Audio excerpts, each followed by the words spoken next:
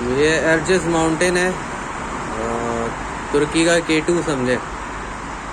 ये पीछे वाले माउंटेन में बर्फ़ पड़ी हुई है ठीक ठाक। ये बादल ही बादल हैं, बारिश ठीक ठाक हो रही है बहुत तेज़।